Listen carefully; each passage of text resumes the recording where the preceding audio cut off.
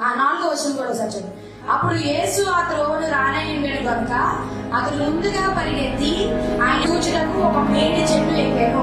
యేసు వస్తున్నాడు ఆ ప్రదేశానికి అన్న మాట వినగానే జక్కయ్య ఏమైపోయాడంటే ఫాస్ట్ అండ్ ఫ్యూరియస్ లాగా ముందుగా పరిగెత్తుకుని వెళ్ళిపోయాడు. అక్కడికి వెళ్ళిపోయాడు. ఆయన చూచుటకు ఒక మేడి చెట్టు ఎక్కేసాడు. ఎందుకంటే ఆయన పొట్టి వ్యక్తి. అప్పటికే యేసు ప్రభు గారు అంటే అప్పటికే ఫుల్ ఫేమస్ అయిపోయాడు. ఆయన యేసు ప్రభు గారు వస్తున్నారు అంటే ఇంకా అక్కడ మొత్తం క్రౌడ్ అంతా ఫుల్ గా ట్రాఫిక్ అయిపోతుంది. ఎవరు చూడలేదు. మొత్తం అంతా జనులంతా గుప్పు కూడేస్తారు. ఈయన ఉండేదే పొట్టిగా. ఈయనకి ఎవరైనా ప్లేసెస్ ఊర్లే పాపం రామ్మా చూడమ్మా అని కూడా అంటారు. ఎందుకంటే వాళ్ళందరూ ఎలా ఉన్నారు, జక్కయ్య మీద చాలా కోపంగా, జక్కయ్య అంటే చాలా ద్వేషంతో ఉన్నారు. కనీసం ఫోన్లే వచ్చి చూడు అని ప్లేస్ కూడా ఇచ్చే క్యాండిడేట్లు అక్కడ ఎవరు కూడా లేరు.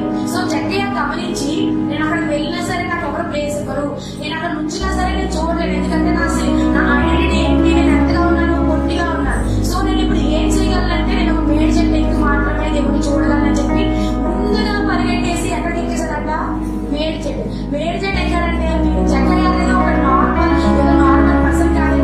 ఆయన గురించి అలా చెప్పాడు చూడండి. సరే వెలుగు పట్టణంలో ప్రవేశించి ఇది సుంకపు గుత్తదారుడు, తర్వాత ఏముంది ధనవంతుడైన జక్కయ్య.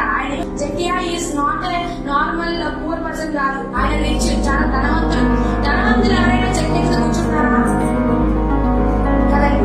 ధనవంతులు ఎలా ఉంటారు, వాళ్ళ థింకింగ్ ఎలా ఉంటుంది, వాళ్ళే మా దగ్గరికి రావాలి, మేము కనీసం ఒక పిలుస్తాం, ఒక ఇన్విటేషన్ ఇస్తాం, వాళ్ళు మా ఊళ్ళలోకి వస్తారే అన్న కైండ్ ఆఫ్ మెంటాలిటీలో ఉంటారు ధనవంతులు. కానీ ఈ ధనవంతులు ఏం చేశాడంట, మొత్తం యేసు ప్రభు గారు వస్తున్నాడు అనగానే ఏమైపోయాడు, ఒక పేదవాడిలాగా నాకు ఏమీ లేదు, దేవుడే నాకు ఎక్కువ, నా దగ్గర ఏమీ ఉన్నా సరే అన్ని కూడా వేస్ట్ ఆఫ్ టైం, కానీ నాకు దేవుడి దగ్గర నుంచి వచ్చేది మాత్రమే ద బెస్ట్ అని చెప్పి ఆయన దగ్గర ఉన్నదంటే ఏమి పట్టించుకోకుండా యేసు ప్రభు గారు వస్తున్నారంటే పరిగెత్తుకుని వెళ్ళిపోయి ఏం చేశారు, మేడి చెట్టు ఎక్కేశారు. స్తోత్రం. ఆ మేడి చెట్టు ఎక్కడంలోనే జక్కయ్య యొక్క తగ్గింపు దానాన్ని మనం చూడొచ్చు.